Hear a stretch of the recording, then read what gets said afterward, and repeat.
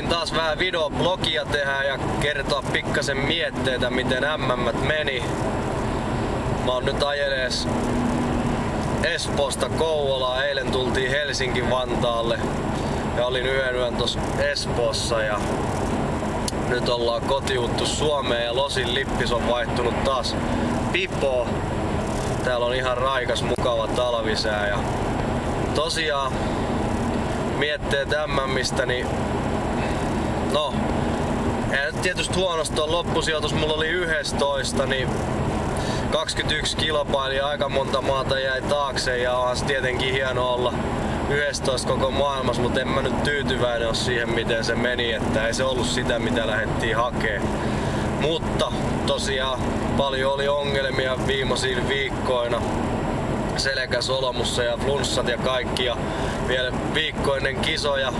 Itse asiassa kisa viikollakaan en ollut niinku varma, että pystynkö edes tekemään esimerkiksi maastaveto yhdistelmälajia ollenkaan läpi, että siihen nähen ihan ok, että fiilis on, että oon onnellinen, mutta en oo tyytyväinen ja hampaankoloa jäi, että hirmuisesti on niinku halu päästä reenaamaan ja kehittää ittiä siihen kuntoon, että pystyy taas ei karsiutumaan, vaan nimenomaan pääsemään eteenpäin SM:ien kautta tai EM:ien kautta uudelleen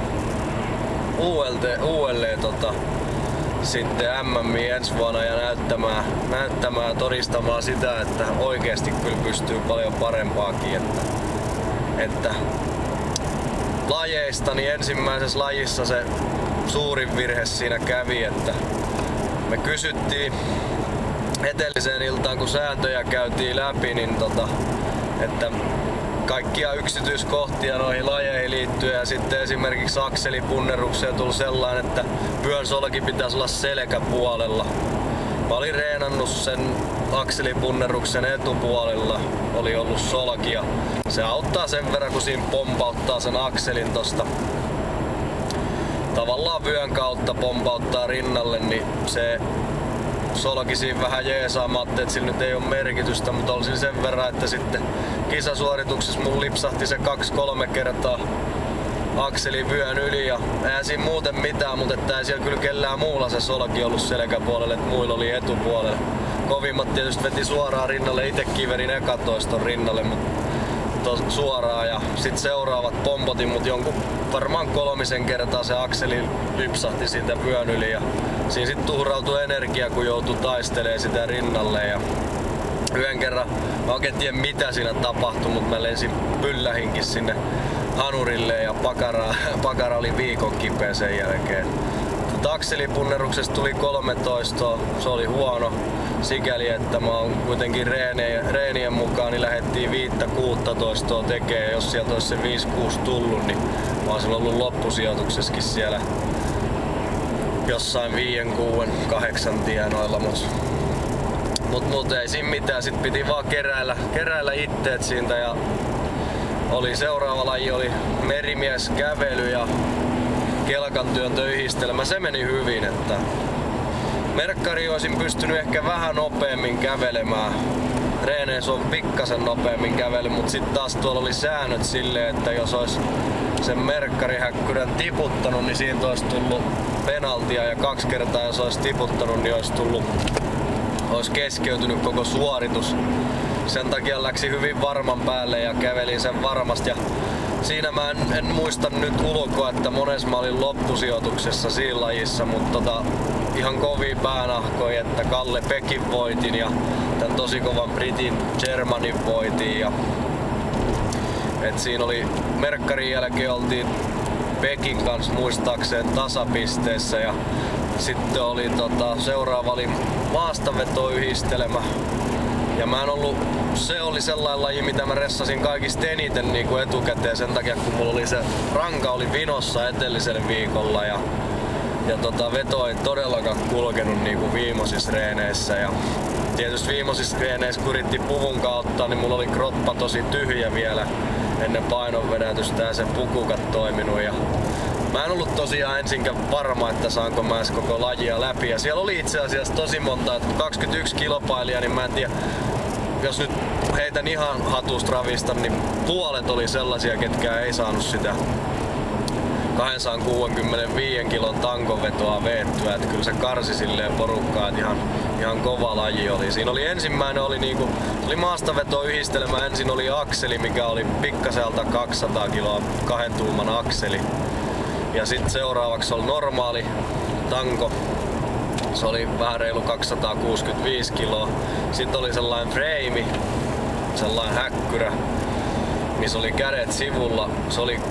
Se oli pikkasen lyhyempi liikerata mitä normaali maastavedossa. Se oli 330 kiloa ja sitten sen jälkeen vielä niinku toi auton perän nosto. Ja yhteensä oli aikaa muistaakseni 75 sekuntia ja kaikilla muilla tehtiin 11 ja sit auton perällä niin monta kuin menee. Ja mä sain ne kaikki nostettua auton perällä sit tein itse asiassa 12 toistoa, mutta että aika loppu kesken, en kuullut pilliä, että 9 tein niinku aikamääreisen. Se meni hyvin, siinä mä olin kokonaiskisassa niinku kuudes ja mä olin itse asiassa ainut kuka teki sen ilman remmejä, että siinä olisi saanut käyttää vetoremmejä, mutta mulla on niinku sen verran hyvä toi grippi ollut luonnostaan, mä ajattelin, että se on nopeampi kun mä en niitä käytä ja en tosiaan auton perän nostos enkä missään käyttänyt, että kaikki muut käytti remmejä, mutta siinä olisi ehkä auton perä olisi voinut sitoa, että siinä ei se enää sitten silleen niin paljon nopeuttanut sitä hommaa, mutta anyway, siihen olin tosi tyytyväinen kun sen lajin sai läpi ja vielä silleen, että ihan ok, että totta kai siihenkin jäi parannettavaa, että kyllä niin kuin jos ensi vuonna MMissä on, niin tavoite on ehdottomasti se, että se 75 sekuntia sitten lätkytetään niitä toistoja täyteen siinä auton perässä. Ja sen auton perän noston jälkeen tosiaan mä en edes tiennyt, että mikä mun sijoitus oli niinku siinä kohtaa, mutta mä tiesin kuitenkin, että tavallaan sen akselipunneruksien sun muiden kautta ja mä tiesin, että mä olin 4. vai 5. ryhmässä, että mä olin niinku jossain puolen välin pikkasen paremmalla puolella. Sitten viimeinen laji oli lastaus ja kottikärrin työntö, eli lastattiin, kamera ei pysy paikallaan. Lastattiin eripainoisia säkkejä, tai siis säkkejä oli 1 ja sitten eripainoisia tynnyreitä kottikärrejä ja lopuksi työnnettiin se kottikärri 30 jalkaa 15,5 metriä.